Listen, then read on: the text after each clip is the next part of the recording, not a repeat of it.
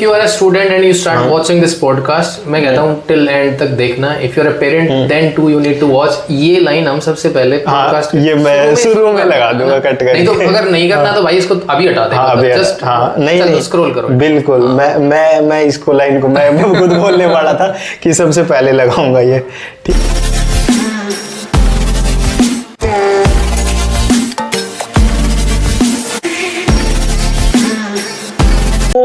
चीजें फिर वो एक्सेप्टेबल नहीं है सोसाइटी में, वो आपको एक्सेप्ट नहीं करती, ये ड्रैग करती है. ये क्वेश्चन आप एक एक करके पूछोगे कि इसमें लंबे जवाब है, तो एक बार एक एक करके नहीं. तो मेरा क्वेश्चन डायरेक्टली मेरा क्वेश्चन वो ये है इसमें सीधा सा कि सोसाइटी भी तो एक्सेप्ट नहीं करती ना. अगर आप कुछ अलग करने जाते हो तो सोसाइटी एक्सेप्ट नहीं करती. तो सबसे बड़ा डर तो ये है.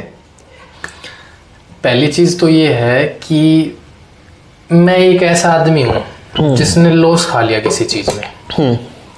तो मेरा बहुत हद तक मेरा माइंडसेट ये रहेगा कि जब तक रवि का ऐसा लॉस ना हो जाए ना तब तक मजा नहीं आएगा. पहली चीज तो ये. तो जब आप सोसाइटी के विरुद्ध करते हो तो सोसाइटी को लगता है कि मैं फंस गया, ये कैसे बच जाएगा इस चीज से. तो society wants you to do the same thing which they already have done that. पहली चीज तो हो गई ये. दूसरा, जो आदमी हर बार ये कहता है ना कि मैं अलग करना चाहता हूँ, मुझे नौकरी नहीं करनी, मुझे बिजनेस करना है, इसमें भी दो टाइप के लोग हैं. पहला तो वो जिसके पास कैपेबिलिटी नहीं है जॉब पाने की. तो भाई मोस्ट प्रोबेबली लोग ऐसी बातें करते भी हैं. किस लिए? ताकि ये इस झंझट से बच जाए ये सब बातें करके, क्योंकि you do not have that capability.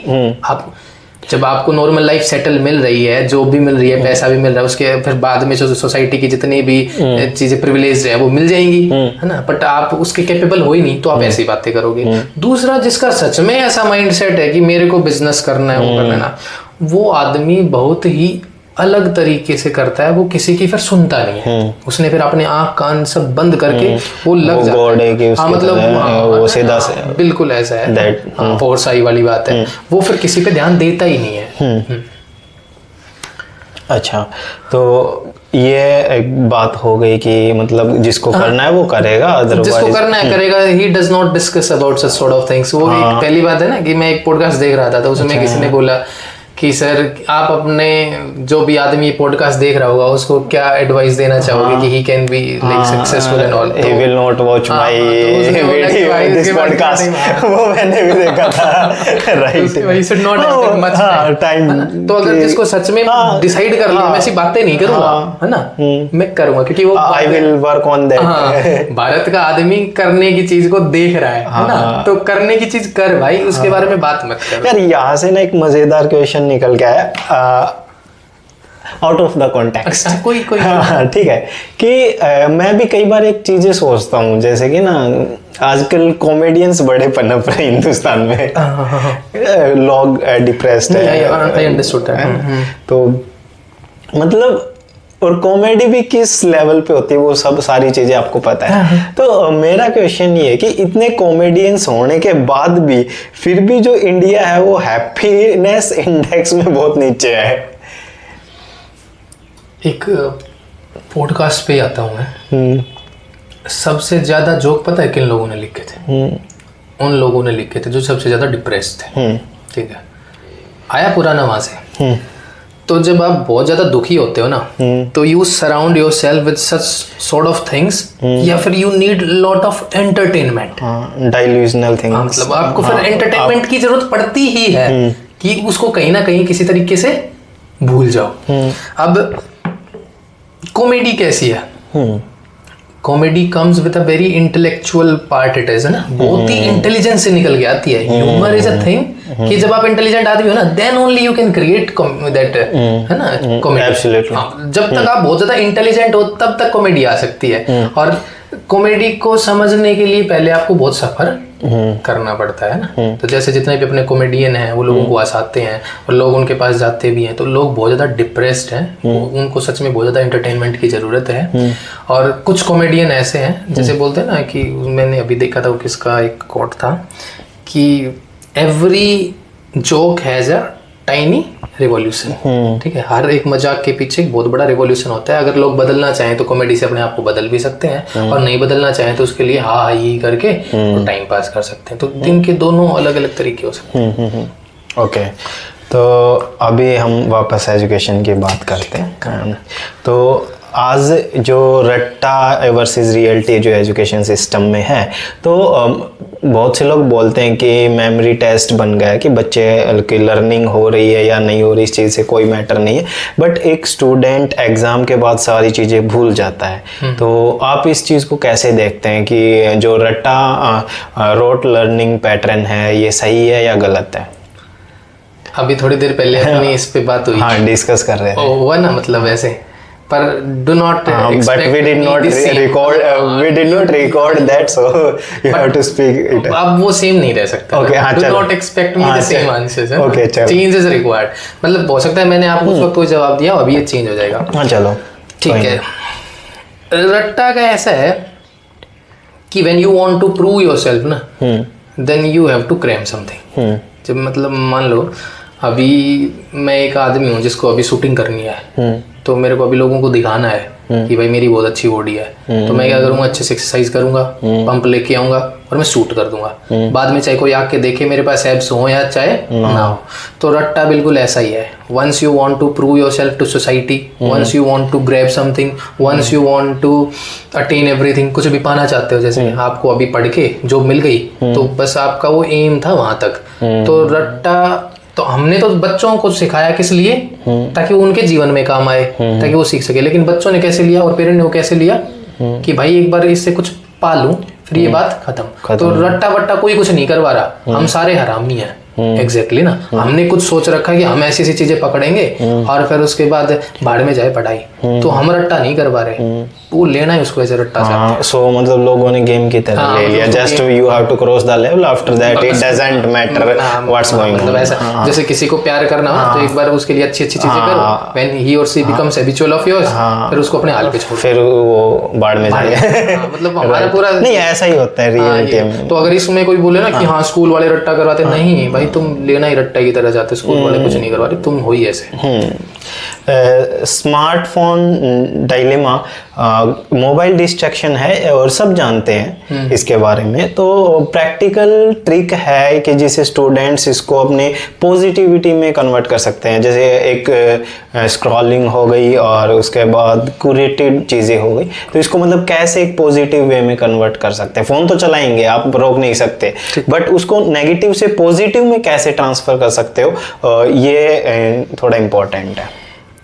मैं बंदर हूँ और तुमने मुझे तलवार दे दी, मैं क्या करूँगा? और कहीं भी चलाओगे, है ना, क्योंकि मुझे नहीं आते, पता ही नहीं है। बच्चा है, बच्चे को आपने फ़ोन दे दिया, उसको पता ही नहीं है। अब आप उसकी निगरानी में हो, आप उसको ऐसा कंटेंट चूज करके दे दो जो बहुत काम का है। अब जैसे हम ये वीडियो बना रहे हैं, तो ये फ़ोन हमारे किस काम आ रहा है? पॉडकास्ट शूट करने के लिए, अच्छी चीज़ के लिए। मेरे पास लैपटॉप है, मैं उसमें गेम नहीं खेलता, मैं क्लासेस लेता हूँ ऑनलाइन, ठीक है। तो ऐसे ही बच्चे को जब अगर हम फ़ोन दे रहे हैं ना, तो उसका कंटेंट और उसका जो स्क्रोलिंग डेज में जितनी भी एक्टिविटी आती है ना, उनको इस हिसाब से सेट रखो कि वो उसके लिए बहुत ही काम का हो, ठीक है। अगर वो उस हिसाब से अगर बच्चे को काम आ रहा है तो that is well and good. अगर उस हिसाब से काम नहीं आ रहा है तो फिर बच्चे को फ़ोन दो ही मत भाई। अच्छा, आज के टाइम में जो स्ट्रीम सिलेक्शन प्रोसेस है वो इम्पोर्टेंट होता है, और 10th के बाद जैसे बच्चा आगे जाता है तो वो स्ट्रीम सिलेक्शन करना होता है उसको, लेकिन ये प्रेशर होता है और वो उसके फ्यूचर भी डिसाइड करता है कि आगे कहाँ जाएगा। तो मतलब इसमें वो अपना फ्यूचर डिसाइड करता है, तो उसमें डिपेंड करती हैं बहुत सी चीज़ें, जैसे शर्मा जी के बेटे ने क्या लिया है ना। तो मतलब अपने आप को देखते हो जाए कि पड़ोसी ने क्या किया है, मेरे दोस्त ने क्या लिया है, या मेरे रिलेटिव्स ने क्या लिया। पेरेंट्स भी ये चीज़ें फोकस करते हैं, ये सब चीज़ें देखते हैं, उसके बाद अपना वो डिसाइड करते हैं। तो इस माइंडसेट को कैसे चेंज करें? स्ट्रीम सिलेक्शन पहले तो बहुत ही इनिशियल लेवल पे आऊँ ना, तो बच्चों के 20-25 साल तो इस हिसाब से इंगेज कर दिए गए हैं कि वो रिवॉल्यूशन कर ही नहीं पाएगा। मतलब मैं एक बच्चा हूँ जिसको सोसाइटी ने, टीचर्स ने, सब ने एक चीज़ बता दी कि भाई तुझे 25 साल तक बस कुछ करना ही नहीं है। जब आपका पीक टाइम है ना, वो आपका चला गया किस में? स्ट्रीम सिलेक्शन में, डिग्रीज लेने में, ये लेने में, वो लेने में। फिर जब तुम बहुत मैच्योर हो जाते हो तुम्हारा टाइम किस में चला गया, जॉब पाने में, ठीक है, तो रिवॉल्यूशन हो गया, खत्म।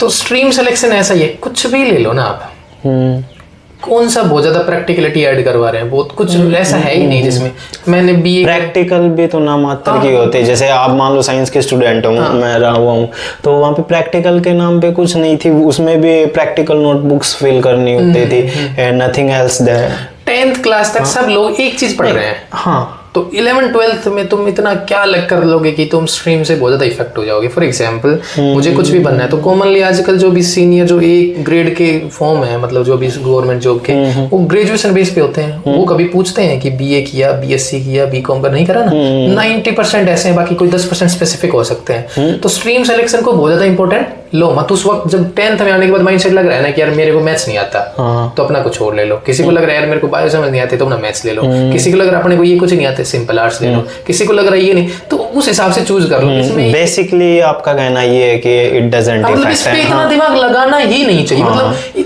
पहली बात तो ये है कि जब मैं किसी को ये बोलूंगा मैंने गाय को माता माना, तो सबसे ज्यादा शोषण होना शुरू हो गया किसका, गाय का। अगर गाय को माता नहीं माना होता ना तो मस्त रहती। नहीं, ये तो जो आपने पॉइंट बताया ये मैं देखता हूँ हिंदुस्तान में खासकर है कि आप जिस चीज को भगवान का दर्जा दे देते हो ना, फिर आप उसकी दुर्गति कर देते हो बहुत बड़े लेवल। तो फिर आपने इसको इतनी जगह दी क्यों दी? क्योंकि स्टूडेंट्स का जब भी नाम आता है ना तो सबसे पहले स्ट्रीम चलाते हैं, स्कूल, पेरेंट, टीचर।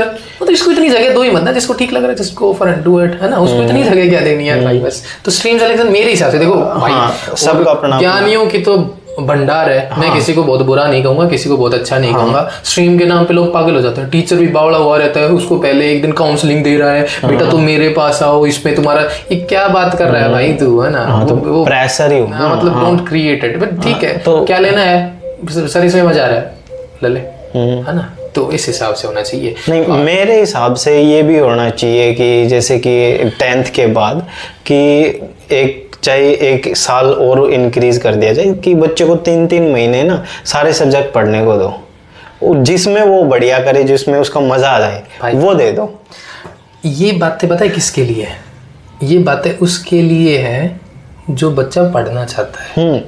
जो नहीं पढ़ना चाहता है ना, मतलब आपने पढ़ाया, मैंने भी पढ़ाया है, ठीक है, दोनों हम एजुकेशन लाइन से जुड़े हैं। हर बच्चा पढ़ने के लिए नहीं बना हुआ, वही तो। हाँ, लेकिन फिर भी फोर्सफुली उनको भेजा जाता है। तो बेटर है कि उनके लिए स्किल डेवलप किया जाए, जो हमने पहला क्वेश्चन किया था कि भाई स्किल इंपॉर्टेंट है आज के टाइम में।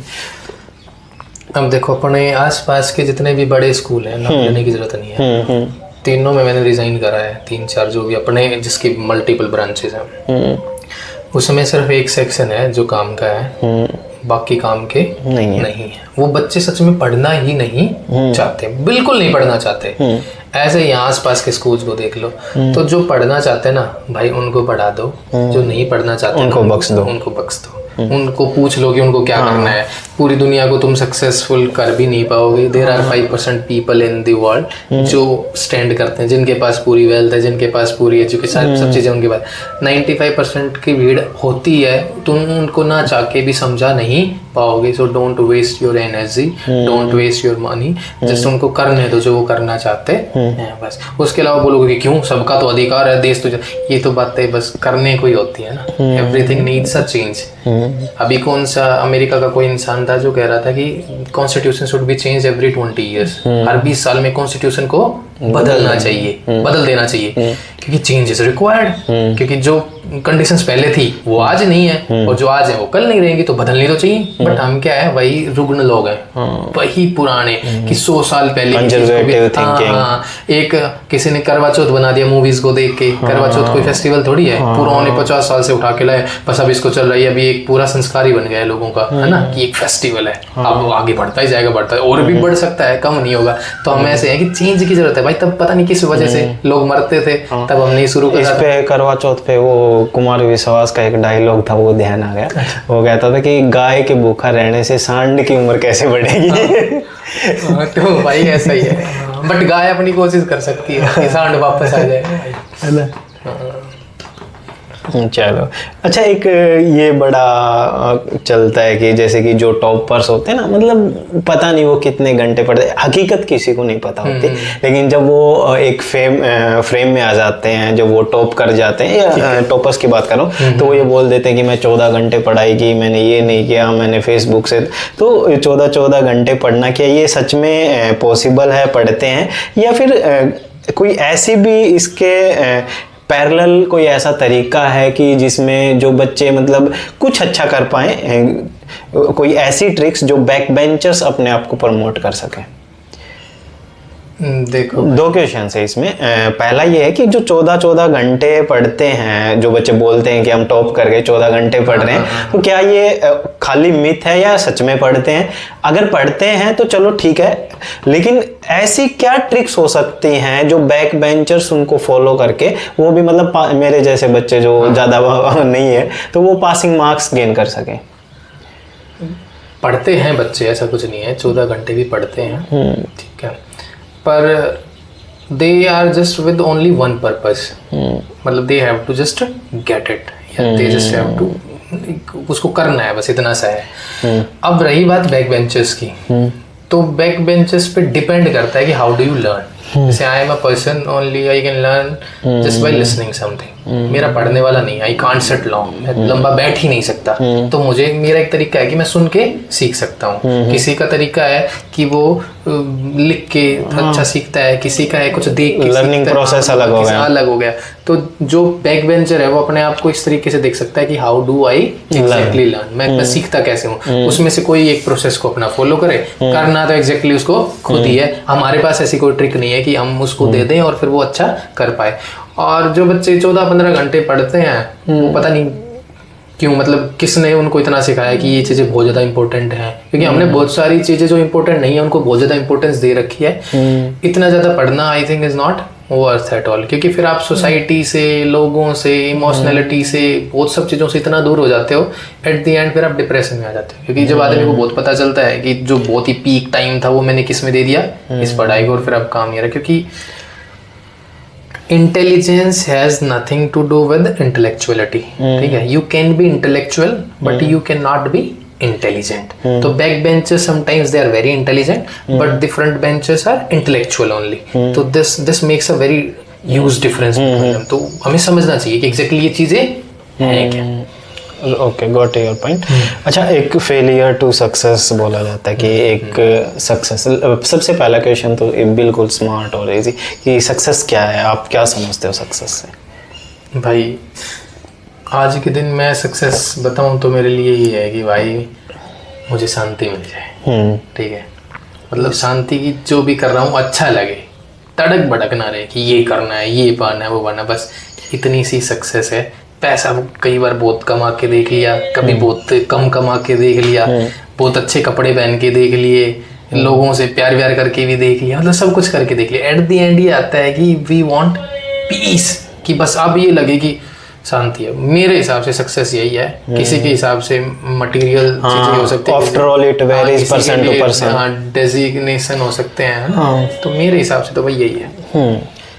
अच्छा, जब हम सक्सेस की बात करते हैं तो फेलियर क्या होते हैं? अगर कोई स्टूडेंट बार बार फेल हो रहा है या मॉक एग्जाम्स में या लाइफ में, तो मतलब वो कैसे अपने आप को अपग्रेड कर सकता है, सक्सेस की तरफ अपने आप को बढ़ा सकता है? फेलियर्स ही सक्सेस है, मतलब बार बार you fail, one day you will be success. हाँ, तो और फिर भी नहीं हो पा रहा है ना, तो जस्ट लीव दैट। जैसे फॉर एग्जांपल मेरे को यहाँ पे कील लगानी है और मैं लगाता हूँ, कील नहीं जा रही, गिर गई, कील लगाता हूँ, गिर गई, अंदर सरिया है जो कील को क्या कर देता है, मोड़ देता है, अंदर जाने नहीं दे रहा, और मैं यहाँ बार बार प्रयास करूँ, मैं बोलूँ I will never give up, तो तुम मूर्ख हो, है ना। There is a specific time, नहीं जा रही है तो छोड़ दो, ट्राई समथिंग एल्स। मैं समझता हूँ भाई, जो मेरा पॉइंट ऑफ व्यू हो सकता है आप उससे एग्री करें या ना करें, कि सक्सेस और फेलियर जैसा कुछ नहीं होता है ना। लोग जबरदस्ती जो मोटिवेशनल स्पीकर्स हैं इन्होंने हवा बना दिया, you will succeed and this sort, it's the journey. Life जो है ना वो एक जर्नी है, और उसमें कुछ चीज़ें आपसे होंगी, कुछ चीज़ें नहीं होंगी। वो किसको सक्सेस कहते हैं, मतलब आप मैं समझ गया, लेकिन वो पता है सक्सेस किसको कह रहे हैं, उनकी बात समझो। I want to get a material, मैं चाहता हूँ कि गाड़ी हो मेरे पास, जिस दिन मैंने गाड़ी ले ली आई एम सक्सेसफुल, है ना। हाँ, वही फेलियर सक्सेसफुल इंडिविजुअलिटी होती है, मतलब neither you can deny them और नेवर यू कैन से कि भाई नो रहा। हाँ, I agree with this point कि फर्स्ट स्टेप इज फेलियर। क्योंकि यार एक जब बच्चा होता है वो चलना वो पहले दिन नहीं चलता। जब हम मतलब छोटा सा एग्जांपल बेसिक लाइफ का, हम आपने भी देखा होगा, जब छोटा बच्चा तो सबसे पहले वो उठता है तो वो गिरता है चलने के लिए, ठीक है ना। वो मतलब वो आप उसको फेलियर कह लीजिए या सक्सेसफुल कह लीजिए या लर्निंग प्रोसेस कह लीजिए, आपको जो कहना आप कह लीजिए, बट हकीकत यही है कि ये सब सिर्फ एक प्रोसेस है। कुछ चीजें आपसे होंगी, कुछ चीजें नहीं होंगी, जस्ट एंजॉय द लाइफ। मैं तो ये समझता हूँ। इसको ये बहुत आसान, इतना इजी भी नहीं है। हाँ, नहीं, बट सबका अपना अपना पॉइंट ऑफ व्यू है। also says कि life is to be lived, not a mystery to be solved। ये जीने के लिए है, कोई रहस्य नहीं है जिसको सोल्व करना है। let it be। बट भाई बेसिक एमिनिटीज आपके पास होनी ही चाहिए, ठीक है। मतलब you should have that good health, खाने पीने का अच्छा चलता हो, बेसिक माइंडसेट हो, और जो बेसिक रिक्वायर्ड चीजें है ना वो हो, उसके बाद आती हैं बाकी चीजें। वो नहीं है तो फिर ये बातें मत करो। बिल्कुल, एग्जैक्टली। अच्छा, अब हम बात करते हैं एआई और टीचर्स की। जैसे एआई जब आया तो बहुत से लोगों ने कहा कि एआई जॉब्स खा जाएगा बहुत से लोगों के लिए। तो क्या चैट जीपीटी और एआई आने के बाद जो टीचर्स की जगह ले लेंगे, या फिर टीचर्स को खुद को अप टू डेट रखने के लिए क्या कुछ करना चाहिए कि वो मतलब स्मार्टर वर्क कर सके with the help of AI? AI job खा जाएगा, ये बात ऐसी है कि एआई को ऑपरेट कौन करेगा? चैट जीपीटी है आपके पास, उसमें आपको कुछ लिखना है, कंटेंट लिखना है, वीडियो बनाना है, कौन बनाएगा? ह्यूमंस। हाँ, तो आप ही तो बनाओगे ना। पर जहाँ 5 लोग बनाते थे वहाँ एक आदमी बना देगा उसको, 2 बना देंगे। तो एआई जॉब नहीं खाएगा, एआई उन लोगों को रिप्लेस करेगा जिनको एआई नहीं आता है और जिनको आता है। फिर स्किल की बात आ गई, है ना। जैसे वो नहीं है कि अभी अगर आप एआई चलाना जानते हो तो आप काम के हो, नहीं चलाना जानते हो तो आप बेकार के हो, बस इतना सा है। और भारत की आदत रही है, जो चीजें आज से 50 साल बाद होंगी ना, उसके लिए चिल्लम चिल्ली आज ही मचा देनी है। अभी नहीं खाएगा, अभी 50 साल है, और जो आगे वाली जनरेशन है उसको बहुत अच्छे से अडेप्ट कर लेगी। तुम मत चिल्लाओ अभी, है ना। जो भी नया बच्चा भी आएगा ना, वो एडवांस जनरेशन होते हैं, वैसे सीख लेगा। तो तुम ये रोआ रोई चिल्लम चिल्ली अभी मत मचाओ। मतलब इसको ज्यादा बहुत ही हवा, जैसे आदत है, जैसे स्ट्रीम को बहुत हवा बना दिया, सक्सेस को बहुत हवा बना दिया, ऐसे एआई चिल्लाएंगे ना, तो रिप्लेस करेगा लेकिन स्किल्ड वर्कर्स को नहीं करेगा। और तुम स्किल्स नहीं है तो तुम लगे रहो, तुम वही 95% में हो, अपना काम करते रहो, तुम्हें कोई नहीं बदल सकता। तो एक जैसे इंग्लिश में कि इंग्लिश ये समझा जाता है कि जिसको इंग्लिश बोलने आती है वो बहुत इंटेलिजेंट है, और जिसको नहीं आती वो थोड़ा कम है। तो इस पे आपका, इससे आप जुड़े भी हो, आप इंग्लिश लैंग्वेज इंस्ट्रक्टर भी हो और ट्रेनिंग्स भी देते हो, तो इस क्वेश्चन को आप कैसे टैकल करोगे? सर ऐसा है, आप कितने लोगों को जानते हो जो इंग्लिश बोलते हैं और जो इंग्लिश नहीं बोलते? मैं तो मोस्टली जो लैंग्वेज है जर्नल हिंदी में ही बात करते हैं। हाँ। जिन और बहुत कम है जो इंग्लिश में बात करते हैं उनको देखो कभी आप। भाषा से कोई लेना देना नहीं है, ये अट्रैक्ट करने वाली चीजें नहीं है। मैं एक आदमी हूँ जो हिंदी बोलता है, मैं एक आदमी हूँ जो हरियाणवी बोलता है, मेरे अंदर 2 लोग रहते हैं। जो लड़ाई होगी तो हरियाणवी के हिसाब से टैकल करेगा, और प्रोफेशनलिज्म दिखाना होगा तो हिंदी बोलेगा। मेरे अंदर तीसरा आदमी भी रहता है जो अंग्रेजी बोलता है। और जब when you know multiple languages तो you behave like a different personality, ठीक है। अगर मैं हिंदी में बात करूं तो मैं बोलूंगा कि ऐसा है, तो मेरा थोड़ा सा पोस्चर और चीजें बदल गई। और मैं थोड़ी देर में हरियाणवी में बात करने लग जाऊं तो मैं बिल्कुल बदल गया। अब मैं इंग्लिश में बात करता हूँ, आई लुक मोर प्रोफेशनल। तो languages just change your personality and change your way of thinking, ठीक है। और sometimes languages should be learn to know about the culture of some other people too. ठीक है, इसमें ना कोई फैशन है, ना कोई इंटेलिजेंस है, ना कुछ और है, बट आप वो इंसान हो जाते हो भाषा के हिसाब से जो बहुत अलग रिएक्ट कर पाता है, बस इतना सा। उसके अलावा मैंने एक लाइन भी पढ़ी थी कहीं ना कि if you learn the more languages so your mind will be broader. Of course it will be. Psychology says कि जो आदमी कुछ डिलीवर करते वक्त एक से ज्यादा भाषाओं का प्रयोग करता है ना, तो people prefer to listen him instead of that person who has been speaking only a single language for a long period of time. तो this is only the way. Psychological देख लो, इंटेलेक्चुअल लेवल पे देख लो, तो इस हिसाब से है। बाकी इसको बहुत ज्यादा जगह दो मत तुम्हें। और जब भाषा सीखना है ना, कोई बोलते हैं इंटेलिजेंस, तो भाषा सीखना पूरा दिमाग लगाती है। तो इंटेलिजेंट आदमी हो तो सीख पाए, नहीं इंटेलिजेंट होते तो नहीं सीख पा रहे हो ना, यही तो बोलो। उसको ये क्यों कह रहे हो कि नहीं बहुत ज्यादा इंपॉर्टेंट है, बहुत ज्यादा इंपॉर्टेंट नहीं है। This is what it is. Okay, तो जो आज अब बात करते हैं एजुकेशन और प्राइवेट स्कूल्स के बारे में। तो जो प्राइवेट स्कूल्स हैं वो ग्रेड्स पे फोकस कर रहे हैं, ना कि स्किल बिल्डिंग पे। तो क्या सच में प्राइवेट स्कूल्स में आज के टाइम में आपको लगता है स्किल बिल्डिंग हो रही है? ना, बिल्कुल नहीं। और स्किल बिल्डिंग, स्किल्स की तो बात ही मत करो, है ना। स्किल्स के लिए तो बहुत अलग सेटअप चाहिए होगा, हमारे पास है ही नहीं। फॉर एग्जांपल, कितने लोगों को तुम जानते हो आसपास में जो जूडो, कराटा या फैशन डिजाइनिंग सिखाते हैं? कितने लोग ऐसे हैं, है ना, जो कुछ ऐसे बिजनेस क्रिएट कर रहे हैं? या कितने लोग ऐसे हैं जो बहुत ही पॉडकास्टिंग पे ध्यान देते हैं? कितने लोग हैं ना। तो जब स्किल्स के लिए लोग अवेलेबल, स्किल्ड वर्क फोर्स ही नहीं है, तो स्किल्स आएंगी कहाँ से? तो स्किल्स की बात ही मत करो। हाँ, ये है कि प्राइवेट स्कूल में पढ़ा रहे हैं, बस वो सब जैसा कॉमनली लोग पढ़ते हैं वैसे ही भेड़ चाल है, बात खत्म। जो पीटीएम के ऊपर बात करते हैं, तो पीटीएम को आप कैसे देखते हो? सबसे पहले पीटीएम को मैं वैसे ही देखता हूँ जैसे सब देख रहे हैं। पीटीएम का तो ऐसा है, मतलब देखो ऐसा है ना कि जैसे बच्चे को लेके जाते हैं, या मेरे को ऐसा लगता है बच्चों का ना टॉर्चर होता है पीटीएम के अंदर, है ना। उसको लेके जाते हैं, फिर कंप्लेंट, मतलब कंप्लेंट, उसको ना कंप्लेंट बॉक्स बना दिया पीटीएम को बच्चे को लेकर। टीचर भी शिकायत कर रहा है कि आपका बच्चा नहीं पढ़ रहा, पेरेंट्स भी कह रहे हैं कि नहीं पढ़ रहा जी, घर पे इसको दिया करो। पेरेंट्स टीचर्स मीटिंग, हाँ, nothing to do with the child, है ना। पेरेंट आता है, टीचर को उसको पढ़ाना चाहिए, उससे पूछना चाहिए आपके बच्चे का सीखने का तरीका क्या है, और टीचर को देखना चाहिए पेरेंट्स को कि भाई कैसा पढ़ाता है। अगर टीचर को ये लग रहा है कि जिस हिसाब से टीचर पढ़ाते हैं उस हिसाब से मेरे बच्चे को समझ आएगा, तो टीचर ठीक है। नहीं आता तो वो डिस्कस करें कि सर आप ना मेरे बच्चे को इस हिसाब से सिखाया करो। This should be the way of parent teachers meeting. Number बताने का कोई तरीका होता नहीं है, बस उन पे ये डिस्कस करो कि क्या तरीके हम ला सकते हैं आपके बच्चे को इम्प्रूव करने के लिए, कितना उसको टाइम दे सकते हैं, क्या उसका माइंडसेट है। दिस शुड बी दी वे। ये नहीं कि आ रहा है उसके नंबर दिखा दिए, फिर आपस में कंपैरिजन चल रहा है। कितने पेरेंट लड़के तो जाते हैं कि क्यों पढ़ाते हो, कुछ नहीं आता ये ना। तो इस हिसाब से ये नहीं होना चाहिए, मतलब सही बात। अच्छा, रिपोर्ट कार्ड्स के नंबर के अलावा ऐसी क्या चीजें हैं जो पीटीएम के अंदर पेरेंट्स को, टीचर्स को डिस्कस करनी चाहिए? यही कि उसको हम क्या सिखा रहे हैं, हम क्या अच्छे से अच्छा दे सकते हैं बच्चे को, और क्या बच्चे का एक तरीका है उसे सीखने का।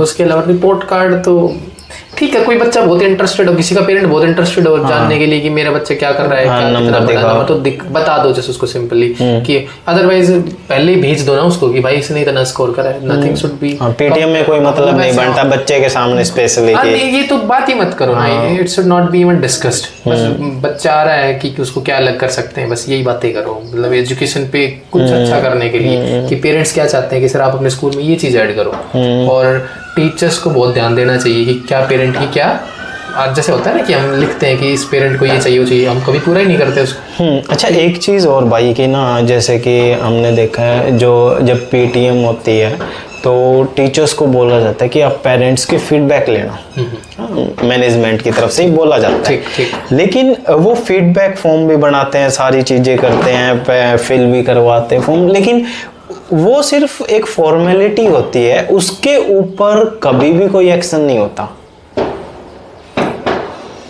मैनेजमेंट की साइड से। ये आपने भी नोट किया होगा।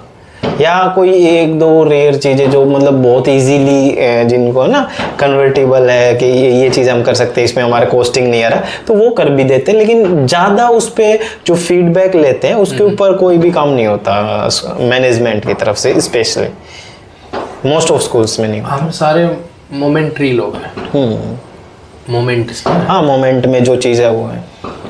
तो मोमेंट पे पेरेंट ने बोल दिया, मोमेंट पे हमने लिख लिया, बाद में उसमें होना जाना तो कुछ है नहीं। उस मोमेंट में लग रहा था कि ठीक है हाँ करेंगे, बाद में लग रहा है कि नहीं करेंगे। पेरेंट को भी फिर पूछना नहीं होता है। कोई बहुत ही बार बार प्रेशर करता है कि मैंने आपको ये बोला था, तो वो डिपेंड करता है कि उसकी कॉस्टिंग क्या है। अगर वो छोटी कॉस्ट की चीज़ है तो उस पर काम हो जाता है, नहीं होता है तो हमें लगता है कि जितनी बच्चे की फीस नहीं है उससे ज़्यादा तो इस पर कॉस्ट आ रही है, तो इसको करो, ज़्यादा से ज़्यादा क्या करेगा, चेंज कर लेगा। तो हम सारे ऐसे ही हैं, लूप में है कि अगर इसको अच्छा नहीं लगेगा तो दूसरी जगह चला जाएगा, उसको अच्छा नहीं लगेगा। वो ये जैसे अभी आपने बताया था कि टीचर्स भी ना घूमते रहते हैं, तो ऐसे बच्चे सर्कुलेट करते हैं। आसपास 4-5 स्कूल होते हैं, 2 साल इसमें 2 साल इसमें, सब अपना वो बोलते हैं ना, सब अपना लिखवा के मैंने अपना स्कूल खोला है, मेरे को 15-20-100-200 बच्चे मिल जाएंगे, है ना। सबका अपना हिस्सा बटा हुआ है कि स्कूल को इतने, किसी के पास ज्यादा है किसी के पास कम, प्रोसेस सबका सेम है, टीचर सेम है, माइंडसेट सेम है, लोग सेम। हाँ चलो, तो अभी यूथ पे बात करते हैं, यूथ एंड कैरियर। आज का जो यूथ है वो सेटल्ड कैरियर चाहता है, ना कि पैशन ड्रिवन कैरियर को पसंद करते हैं।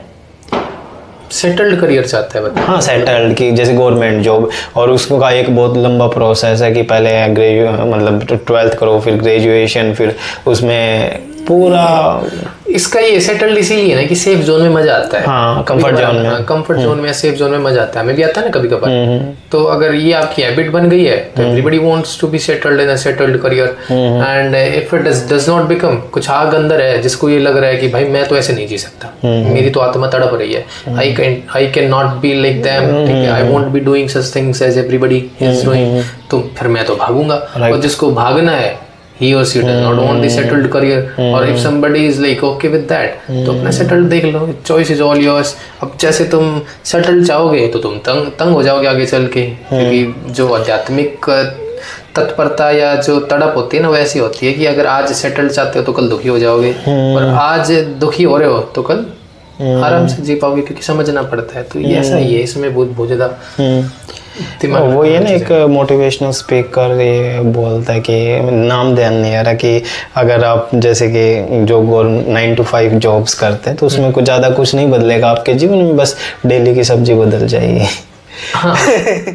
ठीक है, तो जैसे एक चीज और भी है, वही 9 to 5 job routine, you are not doing anything exciting. What does this 9 to 5 means, do you know? मतलब वही कॉर्पोरेट कल्चर या मतलब जिस भी जॉब में हो, I am not explain it. 9 to 5 का मतलब है कि आपको 9 घंटे काम करने 5 दिन। लोगों को ये लगता है कि 9 to 5 मींस 9 से 5 ना। हाँ। इसका मतलब ये है कि 9 घंटे 5 दिन, सैटरडे संडे ऑफ। तो ये कोई बहुत बुरी चीज़ नहीं होती है ना। आप इसमें डिसिप्लिन भी रहते हो, टाइम पे अपना काम भी कर लेते हो, और जो ये कहते हैं ना कि एक दिन फिर 9 से 5 मेरे सपने पूरे नहीं हो पाएंगे, कौन से सपने? तो तुम्हें आखिर में तुम्हें क्या चाहिए? अब जैसे तुम एक घटिया आदमी हो, तुम क्या ही मांगोगे लाइफ से? क्या मांगोगे? घटिया घटिया चीजें ही मांगोगे ना। तो हमारे जो सपने हैं ना वो भी ऐसे ही है कि 9 से 5 से बाहर निकल के हम एक दिन लग्जरी होगी, बड़ा विला, बड़ी गाड़ी, फिर एक दिन क्लाइमेट का भट्ठा बैठा देंगे, ये सब कर करके ना। तो हर आदमी हवस से बड़ा पड़ा है। हवस किस चीज की? मटीरियल्स की, कि मेटलिस्टिक मैं सबको खा जाऊंगा, नेचर को भी खा जाऊंगा, चीजों का दुरुपयोग कर दूंगा, शराब बिखेर दूंगा, होटल्स को उजाड़ दूंगा। मतलब हर आदमी डिस्ट्रक्शन मोड में है कि सबको बस खत्म कर दूंगा। ये मोटिवेशन है हमारा, है ना। मतलब बहुत ज्यादा लीनियंट हो जाओ, बहुत ज्यादा लिबरल हो जाओ, तो जानवरों से प्यार करो, छोटी चीजों में मतलब खुश रहो, बड़ी मतलब at the end just be peaceful. ये क्या सिखा रहे हो सबको कि एक दिन बड़ा होके क्या करूंगा सक्सेस के नाम पे? धरती उजाड़ दूंगा। यही तो करूंगा। एक लाइन पढ़ी थी कहीं पे कि ना कि humans are the most dangerous creatures. हाँ, तो सक्सेस के नाम पे क्या बांट क्या रहे हैं हम, है ना। सक्सेस के नाम पे यही बांट रहे हैं कि तबाही मचा दूंगा एक दिन। ठीक, इसको बहुत खुली आंखों से देखो एक दिन, तब समझ आएगा कि क्या रहे हैं हम एग्जैक्टली। तो वो है ना, किसकी बात मैं एक दिन देख रहा था उसमें था कि बोला मेरे पास 100 कमरे हैं, एक में मैं सोता हूँ, 99 में मेरा अहंकार सोता है। तो हम बस सारे वही हैं। जब एक में ही सोना है तो अच्छा एक ही बनाओ ना, क्या जरूरत है? बच्चे आ गए तो 2 बना लो, ज्यादा लग रहा 3 बना लो, है ना। और क्यों, क्या सक्सेस? ठीक है, बिल्कुल, एक दिन रोना ही है फिर बैठ के सबको। सबको रोना है। मतलब क्यों? जब कारण पता है क्या है, जब तुम आध्यात्मिकता को, स्पिरिचुअलिटी को, चीजों को और गीता को अपने दिल में जगह ना देके तुम मटेरियल्स को जगह दोगे ना, तो मटेरियल्स तो तुम एक दिन खा ही जाएंगे। उसका तो एंड दिख ही रहा है साफ से। बिल्कुल बिल्कुल। तो सक्सेस के नाम पे बच्चों को मत बांटो ये सब। उसको बोलो कि भाई तू खुश कैसे रह सकता है, just find for yourself how can you be happy. अगर तेरे पास 10 रुपए है तो 10 रुपए में खुशी कैसे ढूंढेगा, जस्ट टेल मी। हमारे सामने प्रॉब्लम्स आएंगी, फ्रीक्वेंटली आएंगी, how do I react on that. मेरी लड़ाई हो गई, मेरा लॉस हो गया, मेरा झगड़ा हो गया, मेरा ब्रेकअप हो गया, है ना, अब हो गया, अब हाउ डू आई रिएक्ट, ये this is in our this thing we have to never cry on the spilled milk. इसमें कुछ कर नहीं सकते। This is the. तो आगे आने वाले टाइम में जब हम बात करते हैं 10-20 साल बाद, तो डिग्रीज की वैल्यू रहेगी या स्किल्स इंपॉर्टेंट हो जाएंगे? है वो भी है, कितना चेंज आएगा वो मैं पूछना चाह रहा हूँ। ये सवाल बहुत ही कॉमन सा हो गया है, पूछना बनता भी है, पर इसका एक थोड़ा सा जवाब अलग हो सकता है। हाँ, ऐसा जवाब होना चाहिए जो वायरल हो जाए। वायरल की तो बात नहीं, पर बहुत सच बताऊं। हाँ। डिग्री का मतलब ये है कि एक दिन मुझे ये पता चल गया कि ये आदमी कैपेबल हो गया, बस उसको दे दिया मैंने कि भाई यू आर कैपेबल, नथिंग। अब डिग्री किसी भी बंगड़ बिल्ले को मिल गई ऐसे ही, तो जो कामयाब थे और जो सच में डिग्री की वैल्यू होती थी ना, उन्होंने डिग्री की वैल्यू क्या कर दी, खत्म कर दी। तो डिग्री बहुत अच्छी चीज है। डिग्री का मतलब दैट इज योर रिवॉर्ड कि you are capable of it और तुम बहुत अच्छा कर रहे हो या कर सकते हो।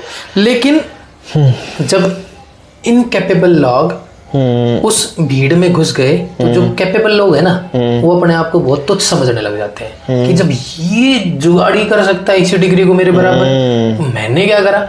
इसलिए डिग्री बहुत ही मतलब उस भीड़ ने घुस के डिग्री का माहौल ही बदल दिया। नहीं तो डिग्री का सिर्फ मतलब इतना था कि आप में कैपेबिलिटीज हैं, यू हैव एक्सेल्ड दैट। ठीक है, आप कॉलेज नहीं जा रहे हो, आपको डिग्री आ गई, है ना, आपने डिस्टेंस से कर लिया, आपको डिग्री आ गई। तो एक चीज और इसमें ऐड ऑन करना चाहूंगा कि आज डिग्री पैसे में मिलती है, आपको कौन सी डिग्री चाहिए, आप सिर्फ पेमेंट करो, डिग्री घर पे आएगी। तो भाई जब ऐसे सही चीजों में जब मिलावट आने लग गई तो भाई सख्त हो गई, और फिर उसमें कोई बहुत ज्यादा वैल्यूएबल चीजें नहीं जाती है। फिर वो जो जिसके पास सच में वैल्यू की चीज है वो भी अपने आप को ऐसे समझने लग जाता है ना। अब जैसे मान लो आप हो, आपने 2 नंबर का काम करके 2 नंबर को छोड़ दो, कहीं से भी जुगाड़ करके चोरी करके गाड़ी खरीद लाए। एक मेरी उम्र निकल गई गाड़ी खरीदने में, पैसे में मेहनत कर करके, तो क्या तुम मेरे को, मैं क्या सोचूंगा, मैं सोचूंगा इससे अच्छा तो मैं यही कर लेता, अब डिग्री की वैल्यू नहीं बची, है ना। इसका मतलब तो बस ऐसा ही है, डिग्री ऐसी हो गई। लेकिन वैसे डिग्री बहुत काम की चीज है। अच्छा, हम यूथ को जॉब सीकर्स बनाने की बजाय उनको प्रॉब्लम सॉल्वर्स कैसे बना सकते हैं? यूथ बनना ही नहीं चाहता, तो छोड़ दे इस क्वेश्चन को। हाँ, मतलब यूथ पूरा खत्म है। भारत एक ऐसा देश है जिसके पास सबसे ज्यादा यूथ है। भारत एक ऐसा देश है जिसके यूथ सबसे ज्यादा डिप्रेस्ड है। तो यूथ बनना ही नहीं चाहता, और they believe in doom scrolling. हाँ, बस दे बिलीव इन दैट। और तो बस यही है। ऐसा नहीं है कि हम बहुत काम के लोग हैं, हम जैसे उसमें नहीं, उस दौड़ में नहीं है, बट हमें एक बार करने के बाद हमें लगता है कि बस अब और नहीं हो पाएगा, है ना। एक खुद पे शर्म नहीं आने लग जाती है कि बस अब नहीं। तो जिस दिन हर भारत के युवा को ये लगने लग जाएगा ना स्क्रॉलिंग करते हुए कि बस अब नहीं, अब ये सब नहीं करना, उस दिन तो बदलाव आ जाएगा। और जब तक ये नहीं लगेगा तब तक करते रहो। वैसे युवा काम का भी है, बट जो काम का है उसने तो इस्तीफा ले लिया था।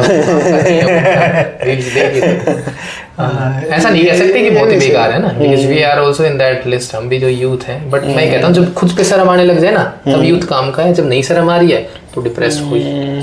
फिर एक चीज और देखना, यूथ की बात कर रहे हैं तो सेक्स के प्रति बड़ा थोड़ा सा वो है ना यूथ का, कि मतलब जो चीजें सरप्रेस्ड की गई है इंडिया में, उनको जानबूझ के वो देखना, रील्स वगैरह, डूम स्क्रॉलिंग इसी वजह से तो हो रहा है कि उनका माइंडसेट उसी चीज पे है।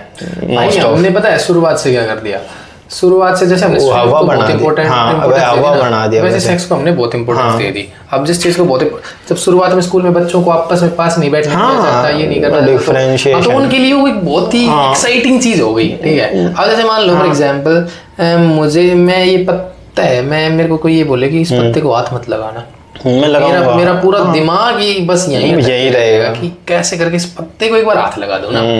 तो वही सब हो रहा है। हाँ, तो ठीक है, इसको बहुत ज्यादा वो बनाना नहीं चाहिए। अभी भी देख लो ना, वो खाफ का कोई नया है, देखा ना अभी कल परसों ही आया है कि लव मैरिज करोगे तो आपको 21 गांव में एंट्री बैन है। यार ये मैं मतलब क्या ही बताऊं भाई, बनेगा। मैं तो कहता हूँ भारत का अभी तो थोड़ा लेवल है, आगे चल के देखना भारत के बच्चे पागल हो जाएंगे सेक्स को लेके। दे विल बी लाइक कि बस एक बार ये मिल जाए, है ना। और क्यों? क्योंकि मोर कंजस्टेड होते जा रहे हैं। कॉर्पोरेट्स में देख लो, आदमी सारा दिन इसी में घुसा पड़ा है ना।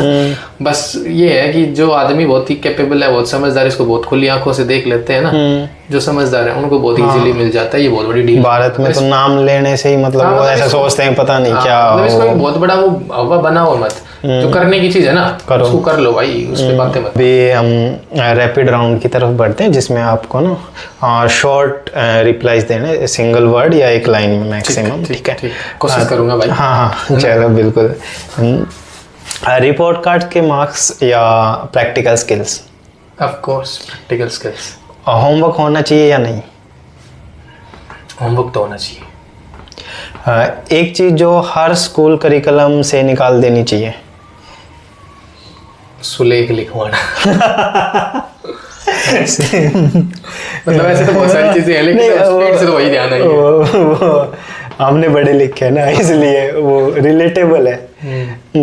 ऑनलाइन एजुकेशन या ऑफलाइन क्लासरूम? शुरुआत में ऑफलाइन, बाद में ऑनलाइन। एक टाइम पीरियड के बाद जब बच्चा अंडरस्टेबल हो जाए। 5वीं तक ऑफलाइन, उसके बाद ऑनलाइन। सबसे मुश्किल काम बच्चों को समझाना या पेरेंट्स को मनाना? पेरेंट्स को मनाना। आज के यूथ की सबसे बड़ी ताकत? Social media. डिग्रीज की वैल्यू साल 2026 में 0 से 10 तक रैंक करनी है आपको। इट इज स्टिल, मतलब वैल्यू तो इट इज स्टिल 10। हाँ, मतलब ऐसा नहीं है कि डिग्री की वैल्यू नहीं है, सही डिग्री की बात कर रहे हैं हम, जुगाड़ की नहीं। हाँ तो टर्म एंड कंडीशंस अप्लाई। हाँ, टर्म्स एंड कंडीशन, मतलब सीधा नहीं बोलूंगा, उसमें बहुत बड़ा एक्सप्लेनेशन चाहिए, पर वैसे देखो तो इट इज 10। जब आपने बहुत अच्छा सीखा है ना। स्टूडेंट्स का लाइफ का सबसे बड़ा दुश्मन प्रोक्रेस्टिनेशन या सोशल मीडिया? भाई प्रोक्रेस्टिनेशन तो है ही, social media is not. Social media में कुछ भी हो, बट कंटेंट बहुत वैल्यूएबल भी है। और आपके लिए सक्सेस का क्या मतलब है? पीस। बैक बेंचर या टॉपर, कौन ज्यादा लाइफ लेसन सीखता है? Depends on the person. Right. Strict teacher या फ्रेंडली मेंटर, कौन बेहतर होता है? Balanced one. अगर आप एजुकेशन मिनिस्टर होते तो पहला बदलाव क्या करते हैं? हाँ, वो सतीश राय वाला मत बोलना, मैं इस्तीफा देता था।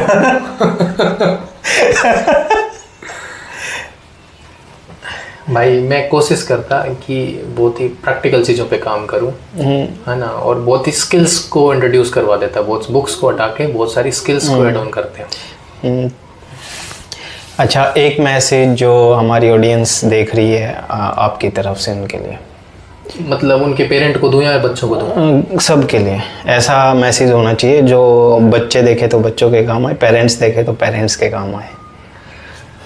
भाई मैसेज यही है कि अपने बारे में अच्छा सोचो। मतलब ना पेरेंट्स पे ध्यान दो और ना बच्चों पे ध्यान दो, ये इस पे ध्यान दो कि मैं अच्छे से अच्छा कैसे कर सकता हूँ। मतलब आपको ये देखना है कि गलत करोगे तो परेशानी तुम्हें आएगी, ना पेरेंट कभी साथ रहता है तुम्हारे, ना टीचर्स कभी साथ रहते हैं, ना कोई और साथ रहेगा। करना है तुम्हें, करना है तो खुद के लिए अच्छा सोच के करना। अगर मजे करने में मजा आ रहा है तो मजे करो, और मजे करने में मजा नहीं आ रहा, तड़प उठ रही है, तो कुछ ऐसा करो जिससे तुम खुद खुश रह सको। बस ultimate purpose is to be happy, और बेसिक एमिनिटीज होनी चाहिए। तुम्हारा BMI है वो बहुत ही सही होना चाहिए, ठीक है। तुम्हारे पास बेसिक खर्चने के लिए पैसा होना चाहिए, अच्छे कपड़े पहनने के लिए पैसा होना चाहिए। मतलब जो बेसिक रिक्वायरमेंट्स है ना वो पूरी करो, उसके बाद सोचना कि सही गलत क्या है, तब ओके। तो धन्यवाद भाई इतना टाइम देने के लिए। और जो भी बातें हमने की हैं, जो डिस्कशन इस पॉडकास्ट में हुआ, मुझे लगता है अगर उसका 10% भी अगर किसी ने इम्प्लीमेंट किया तो वो अपनी लाइफ को बड़े अच्छे से और के साथ मतलब व्यतीत कर सकता है। एक बार इंटरप्ट करूंगा। हाँ बिल्कुल। अगर सच में देखना शुरू किया हाँ तब तो रखेगा 100%। हाँ और स्किप कर दिया हाँ तो फिर तो बात ही खत्म हो गई। मतलब ऐसा है कि बस सुनना शुरू करेगा तो जाएगा कि नहीं, क्योंकि हमने बिल्कुल जो प्रैक्टिकल चीजें हैं ना वही डिस्कस किए, वही मैं अगर उसमें मेरा पॉइंट ये है कि अगर 10% भी इम्प्लीमेंट कर लिया जो बातें हमने की है, हाँ मैंने वो नहीं किया कंप्लीट मैंने कहा जो बातें हमने की है उसको वो लास्ट तक तभी पहुंचेगा जब वो मेरी बात देखेगा, है ना। तो अगर उसका 10% भी इम्प्लीमेंट कर लिया तो वो अपनी लाइफ बड़ी पीसफुली और हैप्पीली जी सकता है। और धीरज भाई धन्यवाद, बहुत अच्छा लगा, बड़ा मजा आया यार, है ना। और बहुत कुछ चीजें सीखने मिली।